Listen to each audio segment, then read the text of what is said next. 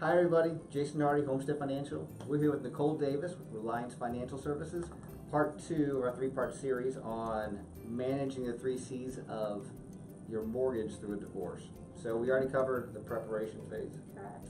And now we're covering during the divorce. Right, so in the midst of it. You're in the middle of it, right? Right. So hopefully we're amicable. We're trying to go away from, was it nuclear or scorched earth?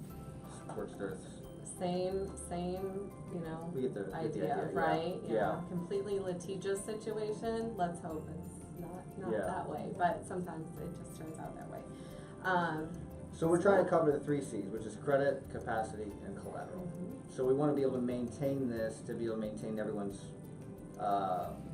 financial position through a difficult set of circumstances. Correct, which could last a year to a year and a half, just depending on the circumstances. Year and a half, really. Some, yes, absolutely, and I've seen some divorces go on for 3 years. Now, here in Missouri, the judges don't like it, but it can, so there's a lot being juggled for an extended period of time. In amicable divorce, where you're utilizing the collaborative divorce process or mediation, it's a lot faster.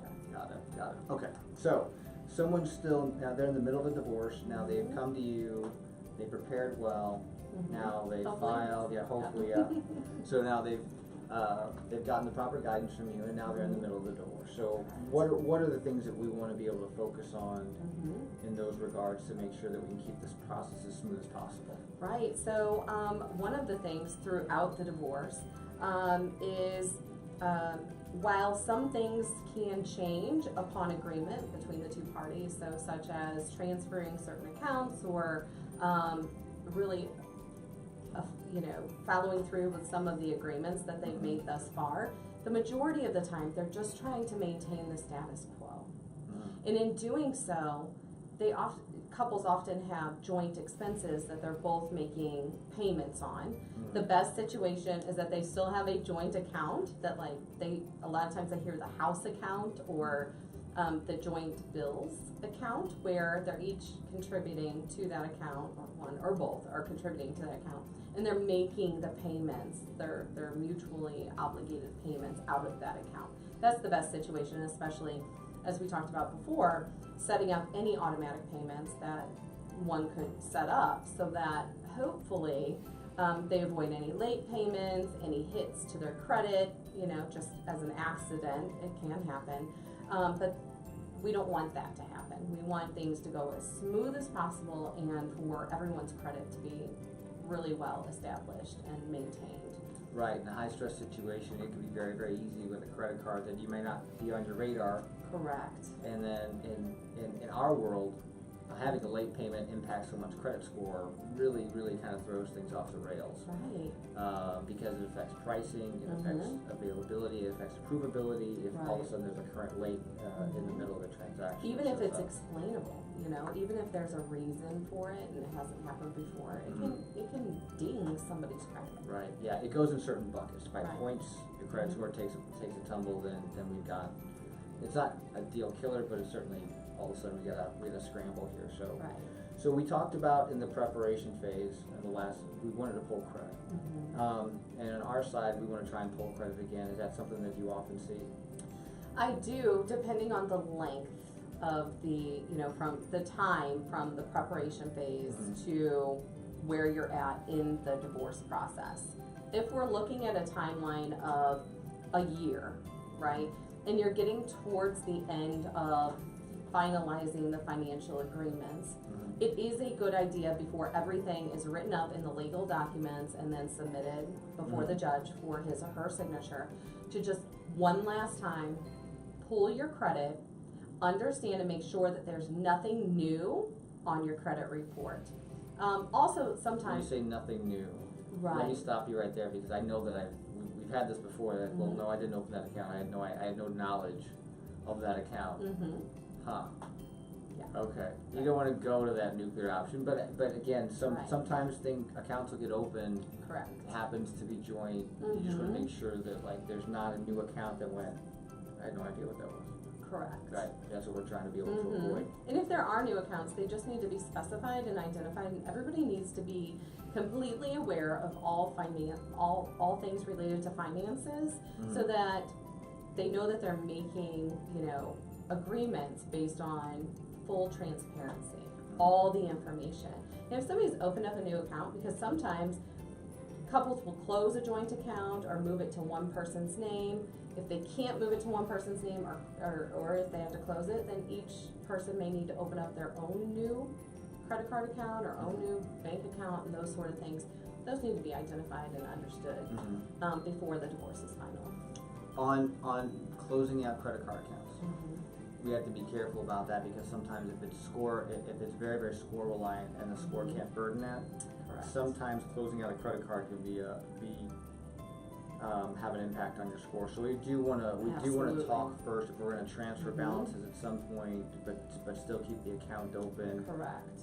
Based on how amicable it is. Correct. Yeah. Because when at all possible, especially if we are in the planning stages, or working with both spouses throughout the divorce, then I always recommend talk to the institution, see if you can just take one person's name off of the account or the other, as opposed to flat out closing an account, because it can, depending on the length of the account and the payment history and all of those things impacting credit. Ideally, if they're not racking up more debt, then what's the harm in keeping it open? It could be actually beneficial. Awesome. So we want to make sure we pull our credit again, so we can identify and we know what we owe. Because just because the judge says these are yours and these are his, Correct. doesn't necessarily mean that the credit report agrees with that. Correct. Right. That's so we right. want to always make sure that the credit report's going to say one thing, the judge is going to say another, but we have to be aware of what balances are assigned to whom on the credit bureau, and then make the decree and the bureau consistent. I guess Correct. is really what we're looking for. Yes, Right. and then Right. making the bureau consistent is really in the execution phase. Once here's the agreement, let's execute and make this effective. Got it. Okay, now we're in the middle of the divorce, and we talk about capacity. Now, capacity is the ability to repay a mortgage, earn income, all of those things. Correct.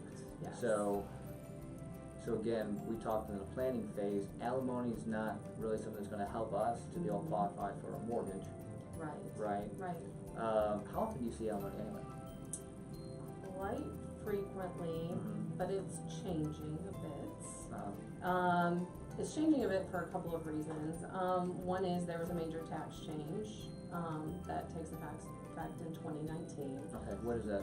So the payor no longer will be able to claim it. Any maintenance that goes into effect, new divorce decree that goes into effect in 2019, will no longer be able to, the payer will no longer be able to deduct it from their income, so they have to pay taxes on it. While the payee receives it tax-free. And it's just changing, how we look at it, how we structure the maintenance and maybe the amount. The value of that argument, yeah. Correct. So we're seeing that change a little bit. We're also seeing like a dynamic change. We're seeing more, women who are, sort of paying alimony and maintenance. So there's a little, like in the traditional sense. Yeah. Typically, it's been the whole conversation is, the husband is paying alimony. We're seeing a shift in making sure that, the husband is also supported, because there are a lot of dads that have also given up their career in order to support the children until they get into, elementary school and even after. And so they have to, get their career up and running again and get up to that income level that they were prior to, taking a break for their family. Right. A couple of the metrics that we try and stick to is on our side of the ledger as far as capacity, and we talked about this in the planning phase. Back to work for 6 months if you've had a job layoff, if you've had a job gap. But one other thing that we talked about also is people who are retired. That might not really have an intention of going back to work, but they can use their assets. If they're of retirement age, they can start taking a distribution, then we can start using that as income. Right. And there's other asset depletion rules that'll be able to convert a lump sum of money to an income stream that we can use to underwrite. Such as an IRA or 401k or Again, usually it has to be a retirement age for us to really start, because it has to be tappable.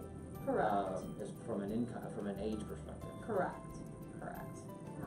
That's Alright. a great option for folks that are retired. Finally, on collateral, we have the marital home. So is the husband gonna get it, the wife gonna get it, or are we gonna sell it? Right. Yeah, So absolutely. That's very similar to a planning phase, because we really haven't executed it. Correct. Right. And so you still have, usually during the divorce, if it hasn't been decided in the pre-planning phase, usually during the divorce is where we really hammer down on, okay, well, what would you all like to do with the marital home? And it just becomes clear, because oftentimes people have a clearer idea of what their income and expenses are going to look like. They've had a little time to digest the reality, like this is where we've raised our children, and this is where we've had, our holidays, and there's a lot of sentimental things that go along with keeping the marital home. And sometimes people go through a grieving process and really come to terms with, well, this is a lot to maintain. It's not just, can I afford it, but I have to maintain it. What happens if the roof leaks? What happens if the taxes go up to a level that I can't afford? What happens? Who's going to maintain the lawn? And all of those things.